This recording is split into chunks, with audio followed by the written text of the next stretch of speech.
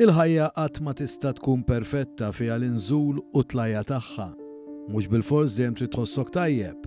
Ma jkun ġara xejn jekk tkun għaddej minn perjodu ħażin għax teżisti l-għajnuna. L-importanti li titkellem. Fil-fatt, sissa kemm ilha mwaqfa minn Novembru 2022 kienu madwar 13,000 persuna li rrikorrew għall-linja 1579. Il-1579 hija l-Helpline Nazzjonali għas-Saħħa Mentali.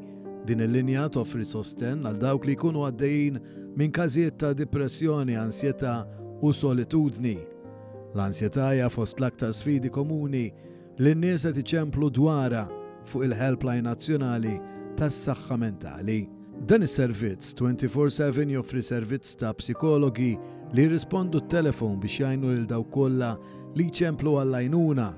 F'pajjiżna għandna qatt ta' servizzi fis-saħħa mentali fosthom is-servizzi fil-komunità u l-Crisis Resolution Home Treatment fost oħrajn. Bit-telefonati kollha li saru minn tnediet din il-linja 7,323 kienu persuni femminili, 4,941 kienu rġiel u 180 persuna li identifikaw ruhom bħala oħrajn. Fost is-suġġetti mqanqla u trattati waqt it-telefonati mal-1579 insibu l-istress, id-depressjoni, l-ansjetà, vjolenza domestika, solitudni, problemi finanzjarji u saħansitra diffikultajiet familjari.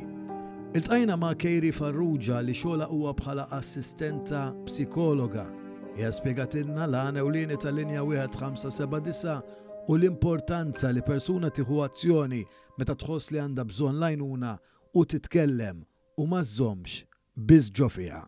Huwa importanti li wieħed jikseb l-għajnuna għax is-saħħa mentali hija importanti daqs dik fiżika, ġifieri aħna meta nħossu rasna tuġana u mmorru għand tabib, bl-istess mod għandna nieħdu ħsieb is-saħħa mentali tagħna.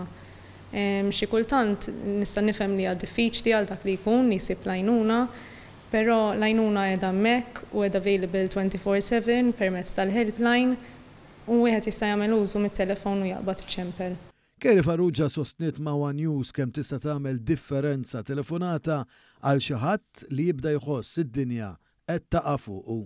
Meta xi ħadd iċempel ħajitkellmu ma' professjonisti gradwati fil-psikoloġija u bekk ikunu jistgħu jismgħuhom bla ġudizzju u mbagħad ikunu jistgħu jirreferuhom għas servizz li jkollu bżonn dak li jkun, jiġifieri servizzi kemm fil-komunità, ta' psikjatrija, skont il-bżonn għax kull każ ikun uniku. Hawnhekk joħroġ kemm huwa importanti li wieħed jitkellem dwar il-problemi ta' saħħa mentali li wieħed jgħaddi minnhom fil-ħajja. Fil-medja soċjali ħafna jpinġu lilhom innifisom li jkunu qed jgħixu ħajja perfetta.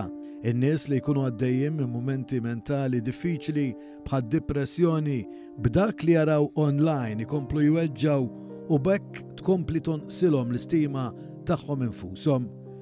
Kull min ikun għaddej minn sitwazzjonijiet imwera fil-ħajja qatt m'għandu jingħalaq fih innifsu u jiftaħ qalbu ma' ta' madwaru bħal qraba, ħbieb, kollegi tax-xogħol jew persuni li jħossuhom komdi li jitkellmu magħhom u fl-istess waqt ifittxu l-għajnuna professjonali permezz tal-Helpline Nazzjonali għas-Saħħa Mentali il-1579.